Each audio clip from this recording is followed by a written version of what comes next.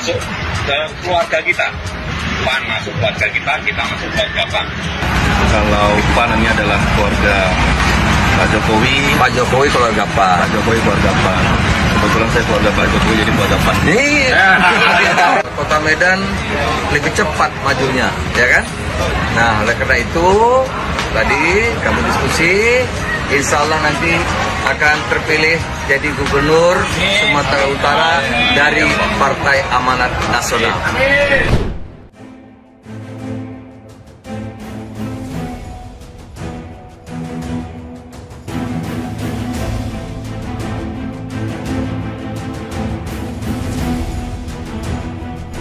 Halo sahabat Indonesia, kita bertemu kembali dalam Opini Rudi edisi hari Minggu.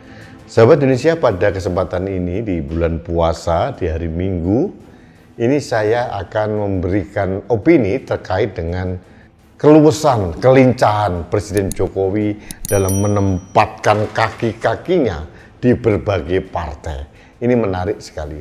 Yang di depan tadi kita sudah melihat bagaimana Bobi Nasution, sang menantu dari suami dari anak kedua dari Jokowi yang sekarang menjadi wali kota Medan, yang direkomendasikan oleh PDI Perjuangan, sekarang dielus-elus oleh Partai PAN untuk menjadi gubernur Sumatera Utara. Ini semakin sempurna bagaimana seorang Jokowi berusaha keras menyempurnakan bangunan dinasti politik keluarganya. Anak pertama atau mungkin Pak Jokowi sendiri akan masuk menguasai Partai Golkar, katanya begitu. Masih belum jelas, meskipun Partai Golkar ini tidak semudah ditaklukkan seperti PSI atau PAN.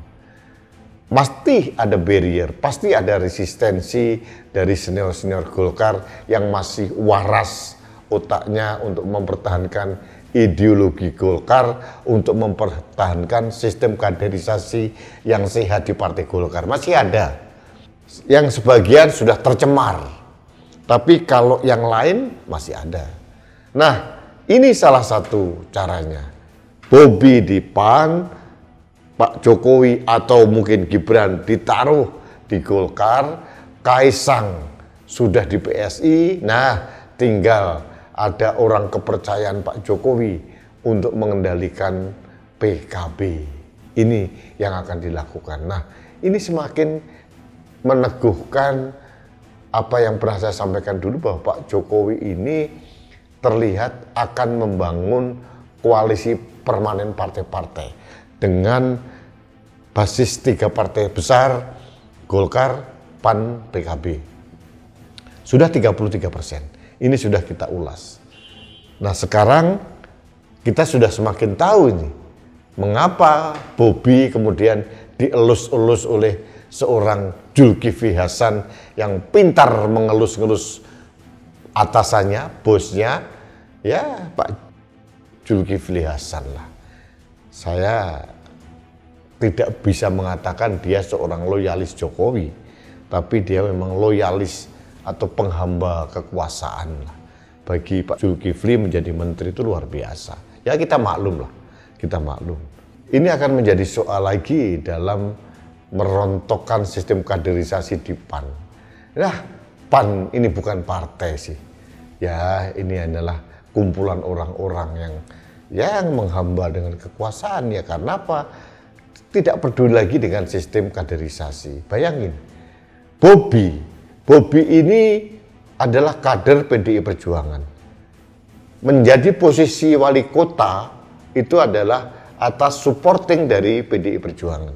Tapi Bobi dengan leluasa mengikuti mertuanya dan kakak iparnya mengkhianati PDI Perjuangan, dan sekarang berdansa lenso dengan PAN.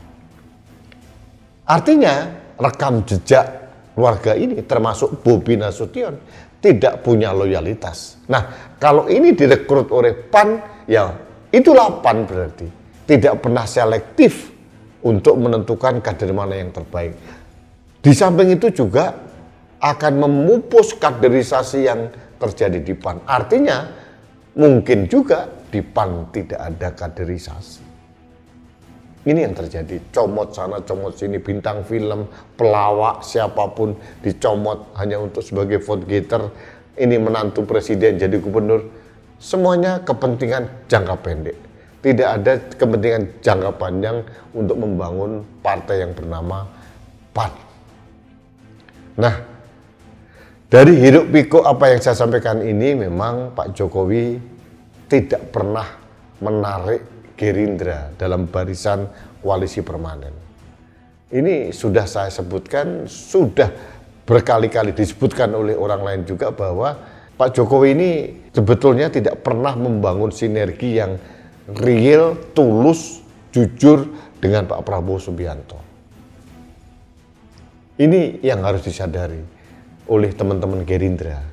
Pak Prabowo menurut analisis saya hanya digunakan sebagai alat untuk supaya Pak Jokowi bebas merdeka menempelkan anak sulungnya, kemudian di sisi lain akan mengendalikan parlemen, mengendalikan kekuasaan, dan ini bisa menjadi ancaman serius buat Gerindra dan Pak Prabowo. Apakah teman-teman Gerindra menyadari hal ini? Saya tidak tahu. Orang luar saja siapapun menyadari bahwa Pak Jokowi tidak pernah serius membangun koalisi sinergi dengan Pak Prabowo. Terbukti koalisi permanen tidak pernah melibatkan Gerindra. Ini dibangun tersendiri. Terbukti juga bahwa Pak Jokowi juga lebih memfokuskan bagaimana ada rencana anaknya menguasai Jabodetabek plus Cianjur misalkan nanti. Jadi ini semuanya by design. Kalau Pak Jokowi benar-benar berhasil menggulkan Pak Prabowo dan anaknya menjadi wakil presiden, bukan tidak mungkin friksi itu akan terjadi karena Pak Jokowi tidak akan mungkin melepaskan Pak Prabowo berkiprah untuk menjalankan roda pemerintahan secara mandiri, secara independen. Pasti ada gangguan-gangguan, dan gangguan itu ada melalui anaknya, wakil presiden, ada melalui parlemen karena membangun koalisi permanen. Ini yang mungkin lupa disadari oleh Pak Prabowo dan teman-teman di Gerindra sekarang. Artinya memang Pak Prabowo ini hanya dijadikan alat dalam tanda kutip hanya boneka buat Pak Jokowi semata. Ya, kita lihat saja seperti apa, dan saya yakin dengan kecerdasan seorang Prabowo pasti juga melihatlah, merasakan. Mudah-mudahan Pak Prabowo dan kawan-kawan di Gerindra sudah mengantisipasi langkah cerdik, langkah kuda seorang Jokowi ini, sehingga nanti Gerindra dan Pak Prabowo tidak lagi ditekan, dikhianati lagi oleh Pak Jokowi seperti Pak Jokowi mengkhianati PDIP. Bayangkan, partai yang melahirkan, membina, membesarkan dia dan seluruh keluarganya, anak menantunya, begitu mudah ditinggalkan, dikhianati, apalagi hanya seorang Prabowo, hanya sebuah partai Gerindra. Akan mudah lagi dikibaskan begitu saja. Ini mudah-mudahan disadari oleh teman-teman partai Gerindra. Yang jelas, topik saya ini adalah kita semakin tahu bagaimana cara Jokowi menaruh kaki-kakinya di partai-partai politik yang ada dalam rangka menguasai perpolitikan nasional. Apakah kita diam saja? Tidak. Masih ada PDI Perjuangan, masih ada Nasdem, masih ada PKS, dan mungkin partai-partai waras yang lain. Ya, mudah-mudahan ini menjadi semacam penyeimbang dan tidak membiarkan kekuasaan ini merajalela. Pak Jokowi sudah menguasai koalisi permanen partai-partai, 33% di parlemen, kemudian ada anaknya di pemerintahan, di eksekutif, belum lagi adik iparnya di MK. Ini harus diantisipasi. Dan kita tahu, tidak ada kejahatan yang sempurna. Kita pasti tahu juga ada cara, ada celah untuk melawannya. Itu saja yang ingin saya sampaikan. Terima kasih, sahabat Indonesia. Kita bertemu kembali dalam Opini Rudi selanjutnya. Salam satu Indonesia, salam Pancasila, salam Indonesia berbahagia. Saya Rudi Eskamri.